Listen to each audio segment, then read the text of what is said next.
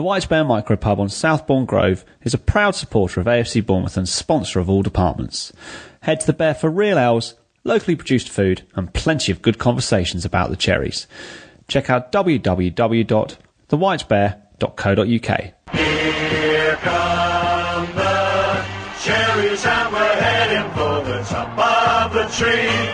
Bournemouth is a team that's going to show Division 3. Here come the leaders and the scorers at the Saturday, showing how to win the Southern way. So we sing, come on Bournemouth, come on Bournemouth. While you're out there winning, hear the shouting and the singing. We sing, come on Bournemouth, come on Bournemouth. Here come the cherries, here come the cherries, here come the cherries, number one.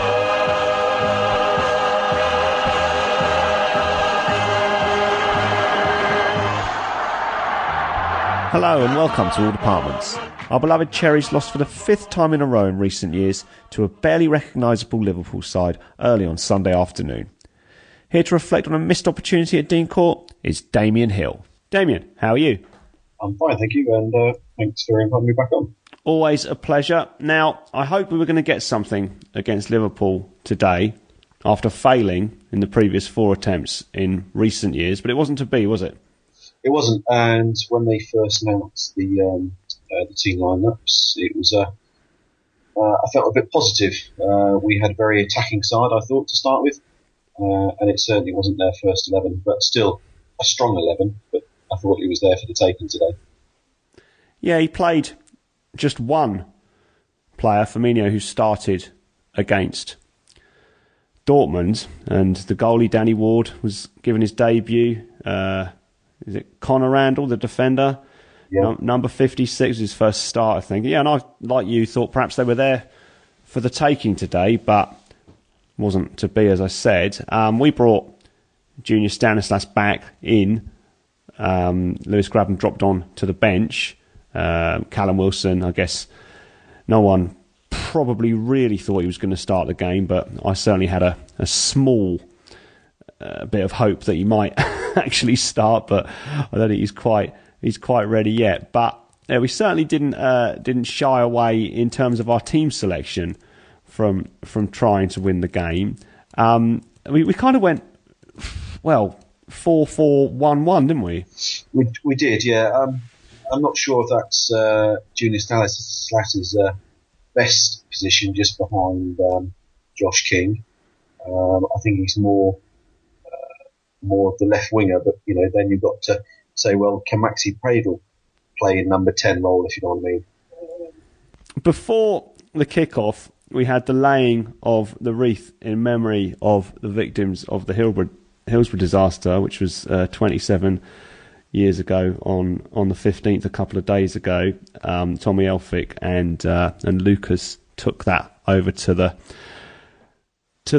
touchline just in front of where the Liverpool fans were. It was quite an apt and somewhat emotional moment, wasn't it? It was, and the faithful song of for Liverpool was ringing around the ground, and even the Bournemouth fans were actually singing it along of being on the PA system. And it was very nice, and a small but poignant tribute, I thought. Yeah, and I think that's something that will always unite fans. That kind of very serious loss of life. I know there's been jip between the Liverpool and the Man United supporters. I should say a small section of the Liverpool and the Man United supporters over Munich and Hillsborough over the years. But in general, it doesn't. And the other thing I noticed, and I was doing it with my son, who's only 5, and I heard somebody behind me explaining it to somebody else, was that not everybody knows what happened. And I thought it was... I suppose that's why we remember those things, because, that's one of the reasons, is because not everybody knows, and not everybody knows you and I are quite long in the tooth, but the way the game has transformed so much since that day, hasn't it? It has. The ground safety has improved. There's another debate whether safe standing should come back, etc., etc. But yeah, no one should not come home from football when they go to football. Absolutely. Now, moving on to the game itself, it was quite even early on. They had some chances. Sturridge got a rebound off, I think, Andrew Sermon, but he shot straight at Borage. I thought he should have scored, actually. Steve Cook had a header from a corner routine. Our corner routines seem to have come under scrutiny recently. There was the, what you might describe as the fallout following the Cook's goal against Aston Villa, which was mainly surrounding the little clip that was on Twitter where you had some fans showing their displeasure and then cheering. It was quite funny. We still seem to have a lot of those routines, don't we? We do, and obviously the one in the second half, which I'm sure we'll talk about, when we all sat there thinking, why is Steve Cook taking the corner when he ushered Pugh away? But even when you go back to the Man United, I mean, that when we beat them, that corner routine was shown on Sky Sports News over and over again of how the routines work, and you all know the stats of how many goals we score from each corner. It seems to have been a few this season. I think our percentages might have gone up a little bit. Yeah, we haven't used that The Man United one was the old Brett Pittman step over effort. Well, not just Pittman, a few have done it over the years. I remember Warren Cummings doing it. I don't think we've really tried that one since. That's one of the downsides of being in the spotlight. Stuff like that is everybody knows about it, and we have to keep coming up with new ones. And Josh King, who played tremendously today, was easily our star player, I thought. He was pulled down quite early on by Lucas, and it was quite a long way from us. We're in the family stand at the north stand end of the ground, and this was right up by Ted McDougall, so you couldn't really see. Did you think that was a penalty? I've seen him given for less, and I think there was about 3 penalty shouts throughout the game, but it was one of those ones where if it's anywhere else in the field, it's probably a foul, so why shouldn't it be a penalty? I think the next one with the handball situation, when again it was Lucas, his arms are out and the ball's hit his hand, and yes, that should have been a penalty as well. So maybe he should have had a yellow card somewhere along the line, and maybe he shouldn't have been on the pitch in the second half.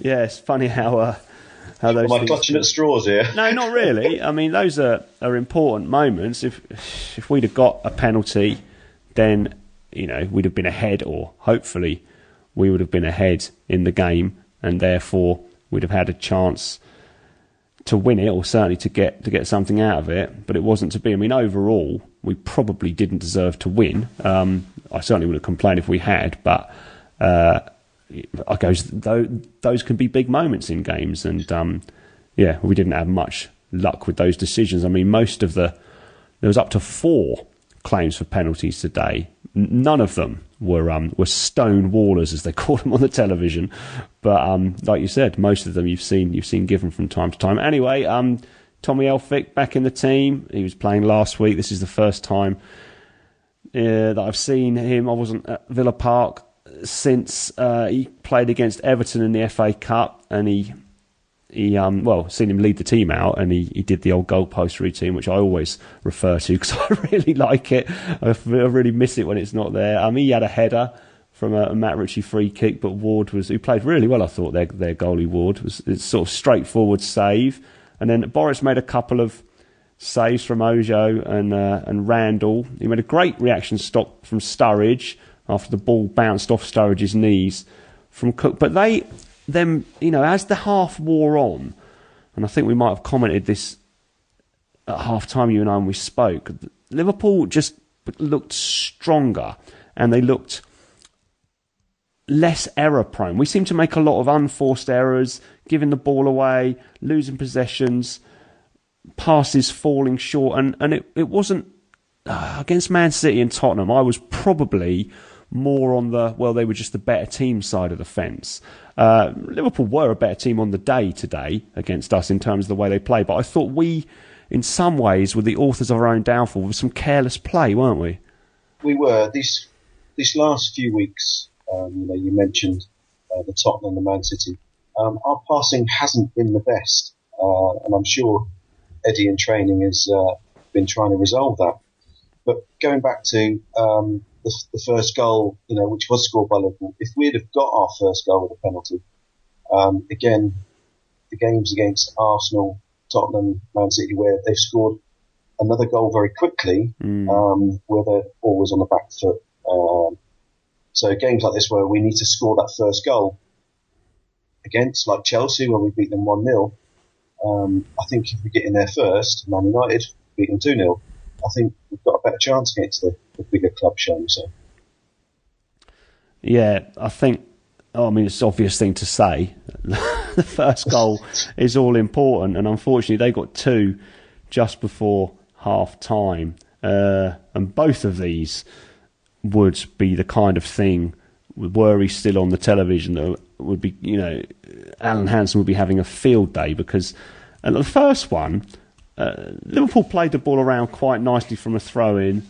Jordan Ive got the ball, and he crossed low through a tiny gap between a thicket of our players. There was at least 4 of our players between the ball and Daniel Sturridge. But no one seemed to move to try and cut it out. I think there was about 7 of our players in the box. It went to Sturridge, and he's a box of tricks. Every time I see him play, either live or on television, I know he's a bit of a delicate flower and misses a lot of games through injury, but he's certainly got the ability, and he back-heeled it.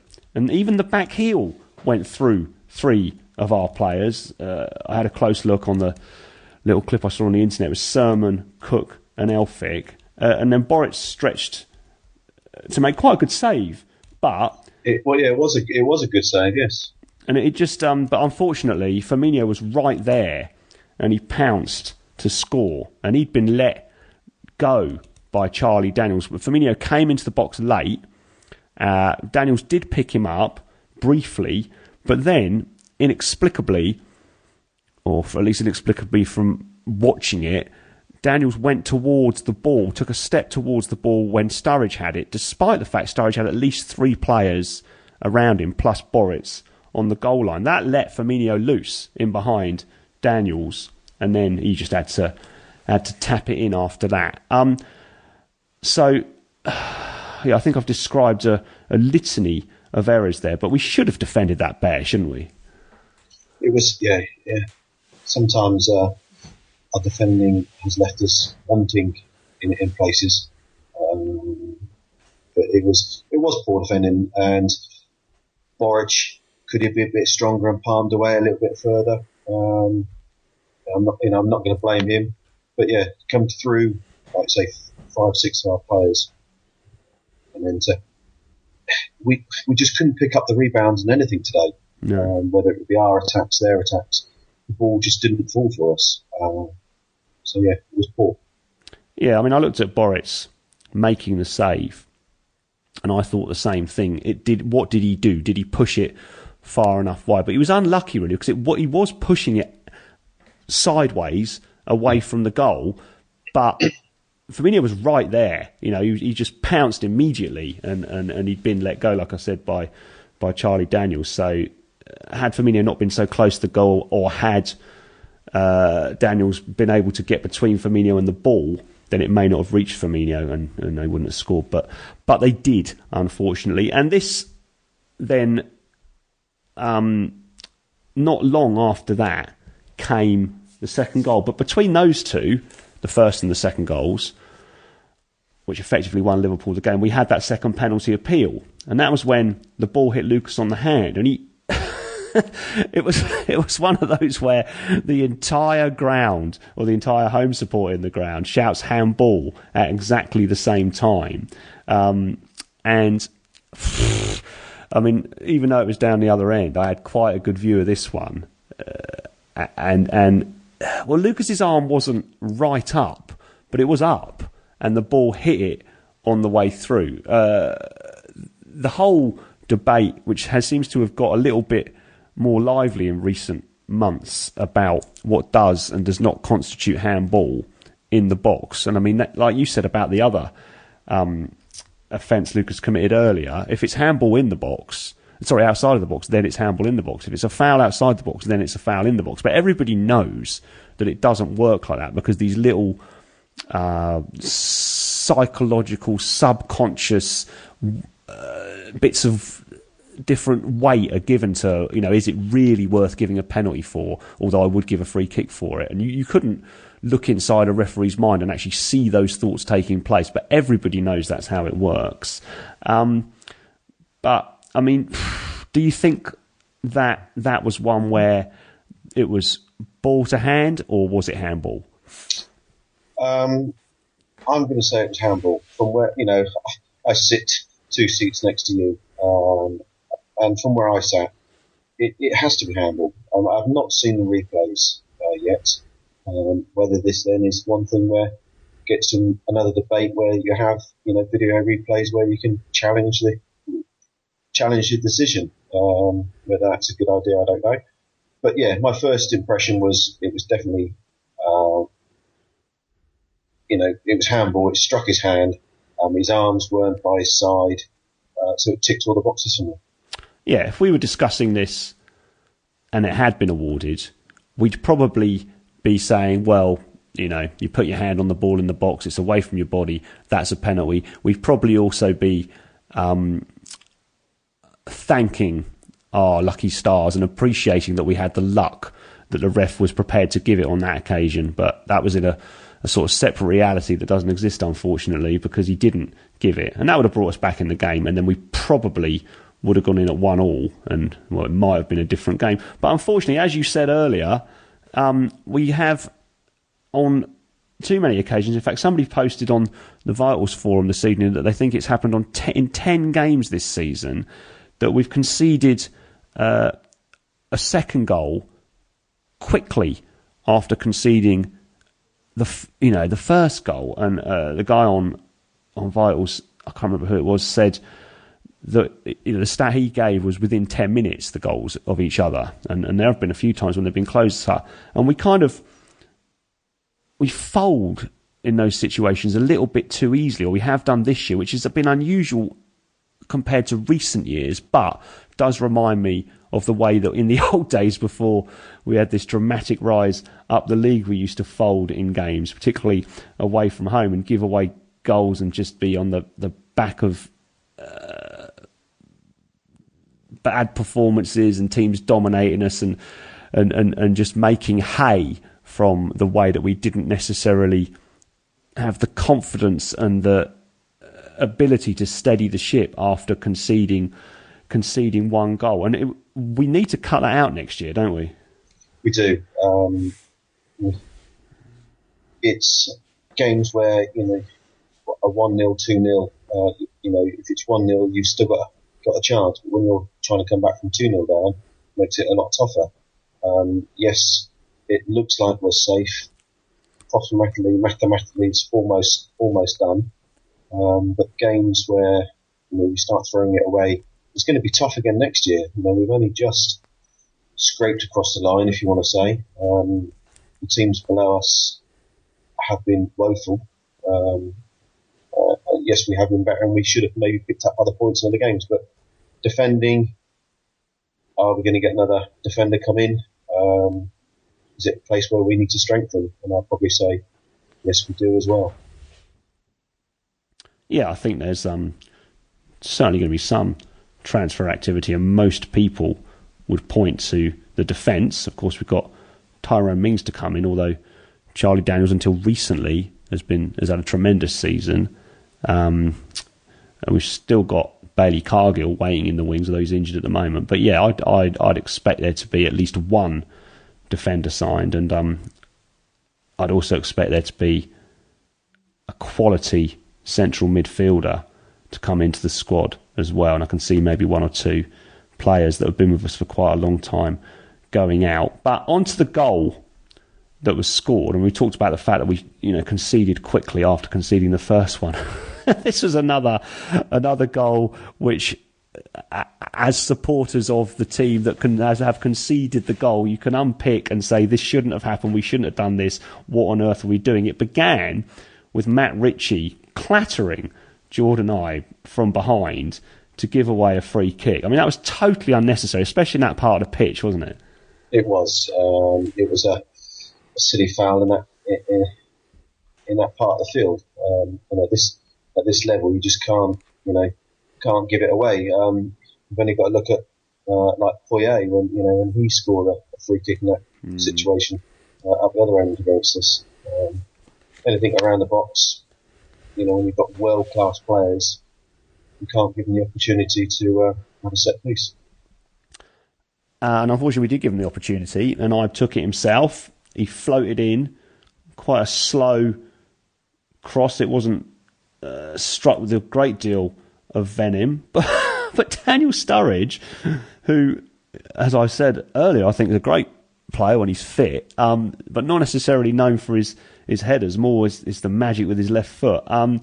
He rose up and glanced it into the corner unchallenged, and that was the reason that he was able to score that header, because, Tommy Elphick was the nearest. He didn't really jump, and we didn't really pick Sturridge up at all, did we? We didn't. It was a bit of they've got a free kick. Oh, they've scored. And it was sort of like, well, it just happened so quickly, and sort of like everyone just stood around looking at each other. So, well, who was supposed to be picking them up? I don't think they were quite ready for the free kick or what they had planned. If you know what I mean, they hadn't read the tactical team sheets before the start of the game. Yeah, it's strange because, well, first of all, we always seem really well prepared, and I know a lot of clubs do this, but we're certainly up there in terms of pre-game preparation and knowing about the opposition and what they do. And secondly, although they had a lot of unfamiliar names, or certainly to me, in their team today, Daniel Sturridge wasn't one of them. He was one that I would expect them to definitely have some sort of plan for and say, yeah, he's going to be your guy, you pick him up. But, well, I don't know if there's communication. I haven't looked carefully enough to see what his movement was prior to him getting his head on the ball. Maybe he just left his marker, but it just looked like a free header, or as good as a free header, and it left Boris with no chance. And I think at 1-0, I thought, well, we're going at 1-0. Eddie's probably going to do something at half-time in this game to change it around, because we're not doing very well at the moment. Although it was even early on, we certainly slipped in the second half of the first half in terms of our level of performance, and one or two players were definitely below par. And I thought, well, if we're going at 1-0, there's a chance that we can get back in it. But at 2-0, and again, it's an obvious thing to say, it's a lot longer road back, and obviously Liverpool came back against Dortmund from 2-0 and 3-1. We've seen our team come back from 2-0. It does happen, but it doesn't happen often. And so there we are. We were 2-0 down at half time, and it didn't look good. Just a little highlight from the first half before we move on was Callum Wilson coming out to warm up, and people were waiting for this, and everybody got up and clapped. The players get quite a warm reception when they come down the line in front of us and warm up in that corner between the main stand and the Steve Fletcher stand. This was unusually rapturous. Everyone, like I said, stood up. I put my son up on his chair so he could see what was going on, and the old Callum Wilson song began. The two things that amused me about this, and one our mate Rob in front of me pointed the first one out, was that he came out with Lewis Grabban to warm up, and that song used to be Lewis Grabban's song, didn't it, before he went off to Norwich. He hasn't heard it since he's come back. The second thing was that Royce Wiggins came out with him as well, and I don't know if this is deliberate, but the first time Royce Wiggins came out to warm up, and I mentioned this on the podcast when this happened, Eddie sent him out with Mark Pugh, so everybody was either booing or saying Pugh, but either way, it would just sound like Pugh to Wiggins. So say, well, they weren't booing you, they were just saying the Mark Pugh thing. And then this time, Eddie sent him out with Callum Wilson, and Eddie knew, or I'm assuming he knew, that Wilson would get this rapturous reception, and then therefore Wiggins would be, virtually ignored. It's not a huge point, but if those two things were planned by Eddie Howe, it kind of shows you how careful he is in everything he does, doesn't it? It does, and it's does he know the fans, or some section of the fans don't like him? Not Eddie, but Wiggins, or is he just being very tactical, putting them out there at the same time? But yeah, it was a hair-raising back of the neck moment when Callum did come out. Everyone was wanting to see him, and it was probably the loudest cheer of the game, really, apart from when then he did come actually onto the pitch. But, yeah, I think Eddie is very tactful of what he does in all aspects of the game, during the game and after the game and before the game. All Departments is sponsored by the White Bear Micro Pub on Southbourne Grove, the perfect pre- and post-game venue to chat about the game, and only a 25-minute walk to the ground, or there's a bus stop right outside. Wear your AFCB shirt on any match day and receive 30p off each pint. Check out www.thewhitebear.co.uk. At half-time, Eddie brought on Lewis Grabban for Junior Stanislas. We haven't really mentioned Stanislas much. Probably wasn't playing in his natural position and was coming back. I mean, he seems to have been out for about 6 weeks or so. He did all right, didn't he? He did. It wasn't his best performance because I don't think he was in his right position. But when I spoke to Peter next to me, it was a bit like the old Sean O'Driscoll days sometimes in the first half, where we needed Harry Arter at the top of the box to shoot. There was a couple of times where we were all screaming there, shoot, and no one did, and they were just trying to maybe work it into the goal again. Yeah, well, you mentioned Harry there, and I think he's a big miss for us. I mean, I tend to bang the drum for Harry Arter at every opportunity, but there's just a lack of bite, a lack of creativity, and well, I wouldn't say there's a lack of energy, but Arter's just everywhere in that midfield, and he weighs in with assists and. Well, he hasn't scored. I think he's only scored once this season, but prior to that, he was scoring goals. And when he's been in the team this year, we've looked better, and crucially, we've done better. The results have been better. I don't think we're going to see him again this season, but I mean, we really miss him, don't we? We do, and he is, our backbone of the team. For me, like say you said it earlier about having a centre midfielder come in. For me, I would say John J. Shelby. I think he's a good passer of the ball. Some of his attitudes might be led astray, but as a player and his commitment, it's similar role to Harry, I believe. But yeah, we do miss Harry. Yeah, that type of player, certainly. I mean, I don't know if we're going to get him. He's only just gone to Newcastle. They might stay up, although if they lose to Man City on Tuesday, they can't catch us, which is mainly what I'm worried about. Yeah, we need somebody else of that quality in and around the midfield. I mean, Sermon, you think, well, his performances are always impressive. Gosling, he's done well this season. It's definitely been his best season for us. I wasn't overly impressed with him today. He did okay, but there was a few times exactly what you mentioned happened. There was once he got the ball and he had acres of space in front of him, and he kind of dilly-dallied and didn't just drive it forward.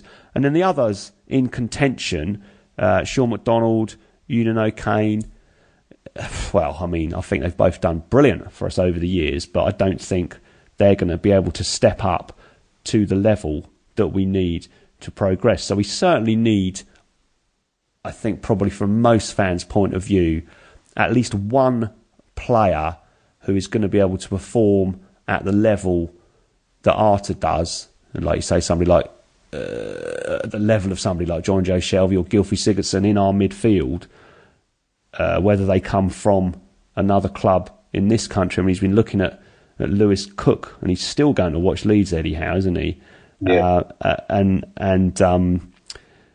I'd say he would be possibly just from rumour, the favourite to fill that role, or maybe you'll get him in and somebody else who's got a bit of experience as well. But yeah, I think we'd be a much more consistent team, and we've done well this season. We've certainly achieved what we wanted to achieve with them in the team. I mean, Harry, he wants to be fit for those Euros, and I think it's possible, I don't know what you think, that he's had a conversation with Eddie Howe along the lines of, you know, you've done brilliant for us this season when you've played. You've come through a lot off the pitch as well.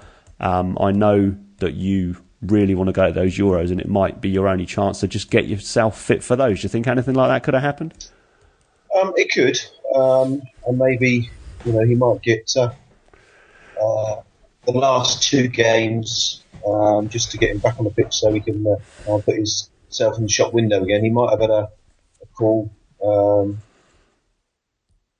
say, well, this is what's going to happen. I'm still going to take you, you know, as long as you're fit.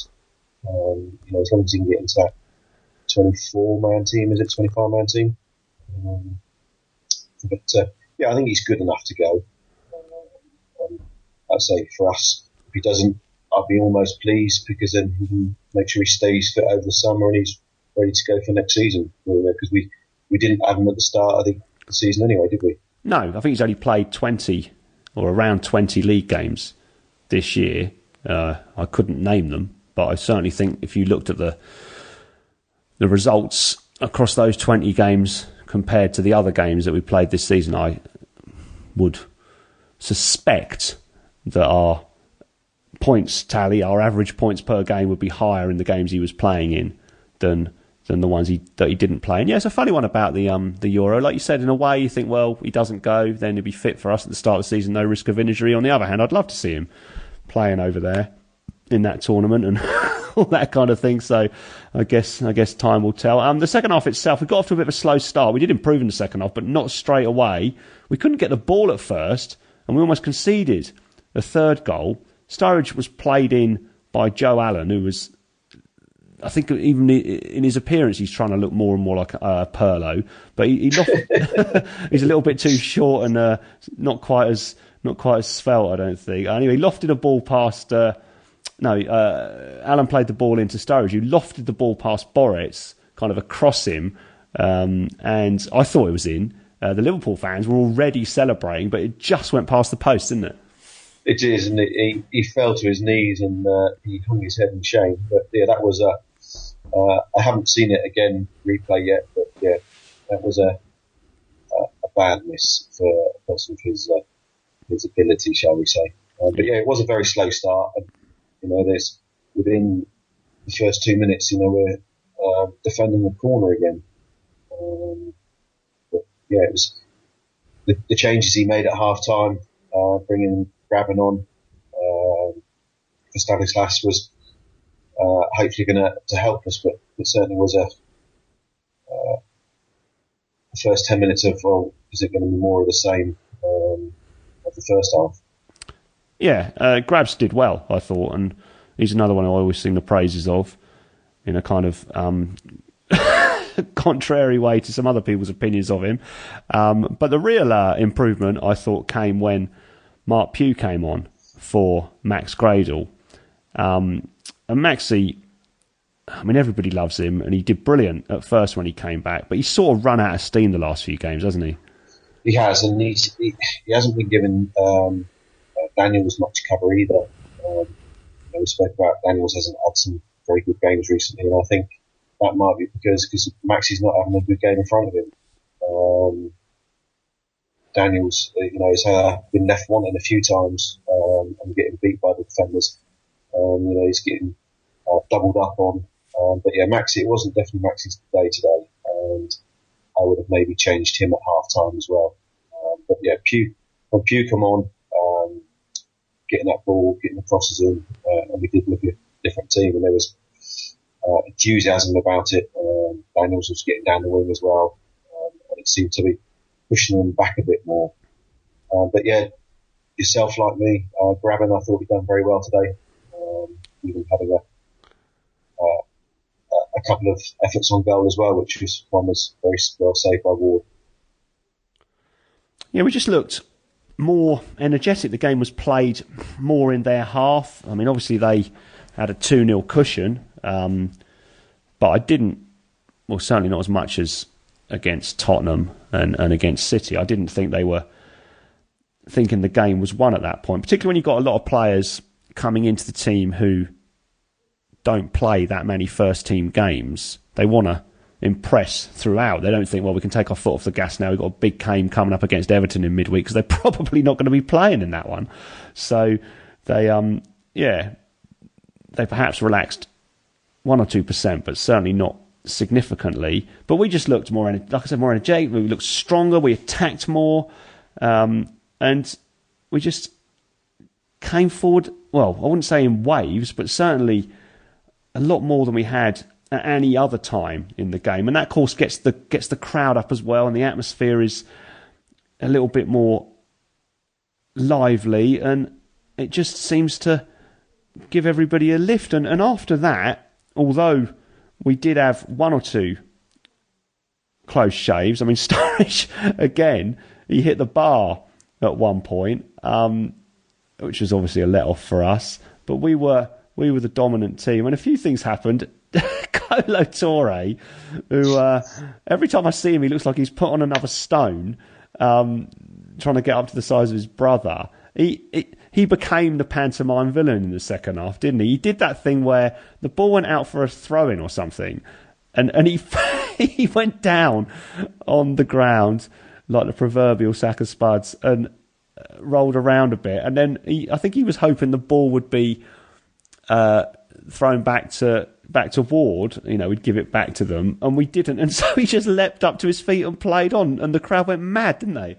They did. Yeah, it was a pantomime villain. I don't even know what happened to him to start with. All of a sudden, he just dropped to the floor, and then whether that was to stop us taking the quick throw in, but it didn't. The referee played on. And I've never seen a miracle where someone's just got up so quickly and run 10 yards to get back into the line of defence. And then him screaming at the referee and saying the referee was like shrugging his shoulders and saying, what's the matter? Yeah, it was a miracle in itself, really. Because he then had a handball shout against him later on, and so, I mean, well, he was already not finding the favour of the crowd, and then when he went off, Saka came on for him in the 67th minute. I saw I don't think it was Jurgen Klopp, I think it was one of the Liverpool coaches doing the old "you need to come off" signal when they do that, one hand round the other. And when he came off, he didn't even come straight off the pitch. He ran a bit across the halfway, and then he went back. And I thought, oh, he's got the captain's armband, but he wasn't the captain. Lucas was, and he's gonna hand it over to somebody. And he ran back about 8 yards, shook hands with one of his fellow Liverpool players, and then sort of just trotted off the pitch. He couldn't have done well. He probably could have done quite a lot more to incur the ire of the Bournemouth fans, but he put himself in the position of being the villain for the day, and I was quite glad when he went off in the end. But we had a few good chances. You mentioned probably the best one, apart from the two that came at the end, one of which was the goal, was the one you mentioned, Lewis Grabban's header. Simon Francis put the cross in, and Grabs was only about, I suppose he was on the edge of the 6-yard box, I think, and he got his head on it and he headed it down, but I don't think he quite got enough power on it. But it was a good stop from Ward, wasn't it? It was. It was down towards left, and he pushed it on the post. I thought it was going in from where we sit, and I was off out of the chair and hoping he was going to get his goal. He did play really well. I wasn't at the game last week, and what I saw of it on a stream, I thought he played well last week, and he has done well when he come on. He just needs that goal to break the duck and hopefully kickstart and to get some more goals. But yeah, what he done during the game was good enough, I think, to maybe start next week or will definitely be another shout. Yeah, I certainly think so. Just before that, actually, that was when Callum Wilson did come on. Matt Ritchie went off. Ritchie did all right today, didn't he? I wouldn't say it was his best game again. He had a couple of chances, but like with everyone, everybody was just giving the ball away too often. Again, he was in that category as well. But he certainly wasn't the worst player on the pitch, and he wasn't the best player on the pitch. So he was better than he was against Man City. I think it was Man City when they gave him the Man of the Match award. Yes. I thought they were going to give it to Max Gradle today, but in the end they rightly gave it to Josh King, who I'm going to come on to very, very soon. And it's interesting what you said about Lewis Grabban possibly starting next week. Obviously, Callum Wilson is being nursed back to full match fitness. The start of next season, we could have what appears to be a lot of really good options up front. I think, King is undroppable at the moment, and if he continues playing like this, deserves to start the first game of next season. Callum Wilson is everybody's favourite striker, and he was doing it in the Premier League before he was very unfortunately forced to miss most of the season after his injury at Stoke. Grabban is, by the week, I think, improving and could be gunning for one of those shirts. And of course, Afobe at the moment is injured, hasn't done loads to catch the eye when he's been on the pitch, but has scored 4 goals in something like 9 or 10 games in his first taste of the Premier League. So we haven't had the greatest run of results recently, but there's quite a few really good signs that we can be optimistic for the start of next season. I mean, we've got Gradle's come back, and he's had a bit of a dip recently, but he's probably going to be more himself at the start of next season. If we've got everyone fit, and obviously we talked about bringing other players in, we could have a really strong squad next year, couldn't we? We could, but what happens then to Tomlin and to Murray? I think everyone knows the opinion of Tomlin. Maybe he's not quite good enough for the Premiership, or doesn't quite fit our mould of player, or shall we say, his integrity, personality, yes, and Murray as well. We needed his experience at the start of the season. He scored a couple of vital goals for us, but I think it might be his days are numbered as well. The only problem is, if it is a problem, is that our success over the past few years under Eddie Howe, until this season, I would say, and has largely been built on a quite thin squad where the options were somewhat limited and the team was, in some respects, picking itself. Now, we've still got a lot of players turning out and making the matchday squad that played in League One, and quite a lot's made of that, and rightly so when you look at the way we've climbed up the leagues and the way those players have stepped up every time. But I don't think this will happen. But there is a slight danger that we could, I suppose we may have done somewhat with Lee Tomlin, and there's been rumblings about Glenn Murray. There doesn't seem to be much to it. We could fall foul of the players being unhappy because they think, well, I'm good enough to play, but Eddie can only put 11 players on the team sheet to start the game. And those forwards that I went through there, Grabban, Afobe, King and Wilson, at the moment, I wouldn't like to be the person charged with choosing which, say 2, if we play 2 up front, to start as our, go-to guys at the start of next season. I think in terms of their personality, there isn't much problem with them. But do you think there's a risk perhaps other players coming into the squad and it upsetting the what has become this kind of legendary harmony inside the dressing room? I think when Eddie does sign a player, he looks to see if they will fit into the dressing room anyway. And I think that's a known fact. But sometimes, you've just got to... that's one of the reasons why Graven's come back, because, he knows the squad. The squad, is a well-liked member in the dressing room. But if you look at other clubs, you can't keep everyone happy. Even the bigger clubs. And the people want to move on or go and play for another team. You've only got to look at Kevin De Bruyne when he was at Chelsea from the inner side. And now he's all singing, all dancing at Man City. So it's you can't keep everyone happy.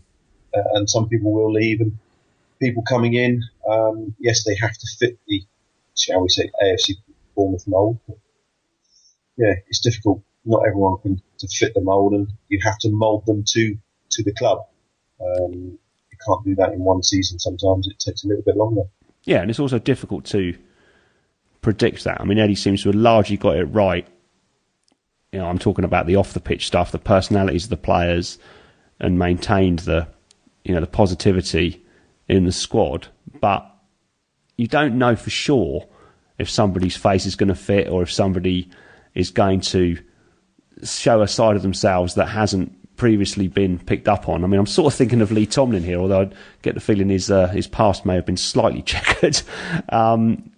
You don't know for sure, how they're going to fit in. So I guess there's always going to be one or two that aren't necessarily going to work out. But overall, he seems to get it right most of the time. And I suppose it's all part of the challenge of managing at any level. But certainly as you go up through the divisions and you have a bit more money to spend. Anyway, let's go on to certainly one of the better aspects of the afternoon. Very late on, we scored. Josh King, who must have been unanimous when they did that little vote up amongst the people in hospitality about who should be the man of the match. I can't believe anybody would have voted for any other player. He was just absolutely superb all day. His speed was a huge factor in him getting to the ball ahead of Lucas over and over again, and I suspect Lucas was pleased that we were unable to keep the goals out at the other end in the first half, because I mean King could have scored more than once actually, but this one in particular, Charlie Daniels took a corner, it came into the box. Ward, who I've been praising, came out and kind of missed it. It dropped Callum Wilson. I didn't notice this at the time. It dropped Callum Wilson, or to Wilson's head. Wilson headed it, and it was cleared off the line by Sacco. It was a scuffed clearance. I only saw this when I watched the clip back. And then Lucas cleared it long along the ground back into our half, where Sermon kind of was running back and turned on the ball and just booted it back into the box. Where most of our players were at that point. It was obviously quite late in the game as well. And then after that, it was all Josh King's own work. He chested it down, kind of as he was doing so, he spun around, created himself a little bit of space around him. The defenders seemed to not quite know what was going to happen, and he had a yard or two and fired home. And it was a great goal, and it capped an all-round superb performance by him, didn't it? It did. And obviously, the euphoria, what happened after that. And then, I don't know if you watched then, Callum Wilson trying to get the ball back from Ward. Yeah. That was handbags at dawn. Referee was quickly over. I thought he might have got booked, actually, Ward, for that, because it was definitely aggression towards Wilson. It was gamesmanship as well, wasn't it? There was, yeah. And then obviously that was deep into injury time anyway, wasn't it? And it was just like, was it going to be too little too late? But obviously there was another chance coming out, wasn't there? Well, we wheeled them forward, as is always the case in situations like this, because suddenly it's 2-1. And I mean, I went on about it being 2-0 and it's difficult to come back from, but, you get to 2-1 and I guess because we just scored, even though there was literally seconds left in the game, you think, well, there's a chance, and we saw us come back against Everton, and it does happen. And yeah, Mark Pugh, who was, like I said, just a constant thorn in their side when he came on, crossed the ball in. We were all pushing up.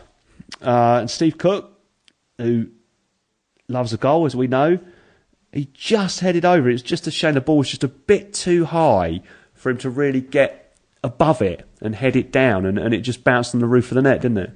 It did, yeah. It was everyone's looking, and then your heart sinks, and that was our one chance you get to maybe score. I thought the referee could have given us a little bit of another couple of minutes on the old stopwatch because of their antics of time wasting towards the end there. But, that was it. That was our last chance. Yeah, the game ended, I think, when the goal kick came out after that, and so we ended the game positively, and we played better, particularly in the final quarter of the game, and that then leaves everybody feeling a little bit more upbeat. I think if it had been 3-0 and we'd have, played the way that we played in the second part of the first half for most of the second half, which I was worried about when the second half kicked off, but in the end we did a bit better, then it would have been a pretty negative feeling around the place. And I guess it would be still a really dramatic turnaround if we were to even have to worry about relegation again. Although that said, I look at teams like Crystal Palace on 39 points and Swansea on 40, and I think, yeah, they'll be all right. And then I look at us on 41, and because it's us, I think, well, I think we'll be all right, but I won't be happy until we're safe. But as I said, Newcastle play Man City midweek. If they lose that, they can't catch us. And I think Norwich quite soon are playing Arsenal. I'm hoping Arsenal are going to beat them. And then they won't be able to catch us either. So then we are safe. But regardless of any of that, we want to finish the league with a couple of good results, don't we? We don't want to... we beat Villa, which was exactly what we needed to do. So far, that run of games at the end of the season that we all looked at the start of the season, the last 7 games starting with Tottenham, and thought, whoa, that's a tough run and we need to have the points in the bag by then. Luckily, we did have the points in the bag, but so far that run of games has gone exactly as we would have feared, and had we been on 30 points when that run started instead of 38, it would have been a lot more jittery because we lost to Tottenham, lost to City, beat Villa. I'm not sure we thought that at the start of the season would be the expected result, but it certainly was, well, from about October onwards. And then lost today to Liverpool. So we've got Chelsea, Everton, West Brom, and Man United. It'd be good to get kind of a couple of wins, but certainly a win and maybe a draw coming into the end of the season. I suppose you look at West Brom and think, well, that's one we can certainly compete in. We beat them at their place. They somehow managed to lose to Watford yesterday despite having 2 penalties. Everton, well, I'm hoping that I can't believe I'm saying this, I'm hoping Man United beat Everton and get into the cup final, because then Everton will be in the doldrums when we play them, and it's not been going very well at Goodison Park for them lately, and Martinez is coming under a lot of pressure, and if they haven't got the cup to cling on to, then obviously he's going to come under more pressure. Particularly at home, they seem to be having a bit of the atmosphere is not good at Goodison Park. And then, of course, United, if United are in the cup final, when we play them, well, that's just a game they have to kind of fulfil to finish up their league fixtures, which gives us a bit of a chance. But I just think that with next season in mind, it would be good to get some positive results before the end of the season, wouldn't it? It would. We all knew at the start of the season, when the fixture splits come out, we needed enough points before these last 7 games, because we knew it was going to be tough. But I don't know if you've watched the interview with Eddie on Cherry's iPlayer. He still thinks that his targets for the season haven't been met yet. I'm looking at it when he was speaking. It's before the Villa game, whether the Villa game was one of them, but he said there's at least 2 more wins in there. How I was interpreting it, what he was saying. So they've not reached their targets yet, and I think he wants to make sure we get something out of these last few games. Obviously, it's good for morale, but fingers crossed. Like I say, we are safe mathematically, not yet, but yes, to finish the season on a high, go into the summer break. For some of them, often internationals, it progresses. Even if you go into the often internationals and you've won a few games, you carry the momentum forward. But yeah, it would be nice to do one over on Chelsea and get a double over them next week. That'd be nice. Absolutely, it's a big clash in mid-table, that one. It is. So they'll be wanting to. Well, they want to win anyway, but get their own back on us after we beat them in the Bridge. But they haven't been in the best of form themselves. I mean, they lost to Swansea recently. They lost to City, and did a 14 games unbeaten, wasn't it, when he first came in? The last few games they've wobbled, shall we say? Yeah, you look at their squad and you think, well, on paper, they've got a much stronger squad than us. They have done better, and they certainly seem to have more harmony there under Hiddink. But I mean, I can't believe I'm saying this. That's a game that, in some ways, we should have some optimism about, isn't it? Yeah, I don't think we should go into it fearing it. That's for certain. Again, with the Liverpool today, I don't think we went in fearing Liverpool side. With any team selection that's put in front of us, we shouldn't fear it. And today, I don't think we did fear it. But Chelsea next week is one of those ones where, yes, we have beaten them. We played really well against them. We should be optimistic for next week. Absolutely. Still lots to look forward to, and I'd love it if we finished in the mid-40s in terms of points. I mean, Chelsea are on 44. They've got a game in hand on us.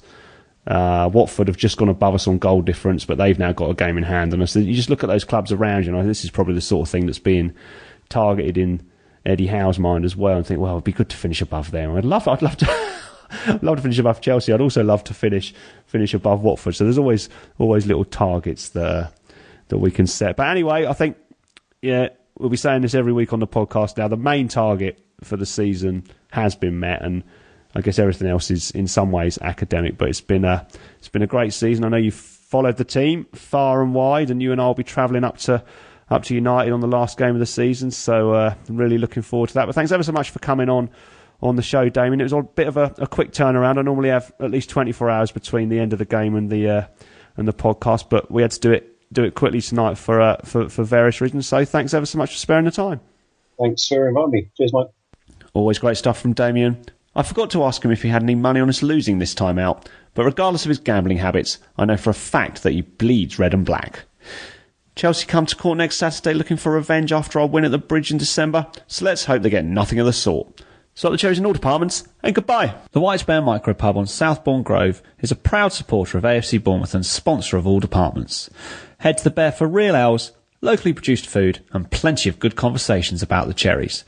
Check out www.thewhitebear.co.uk.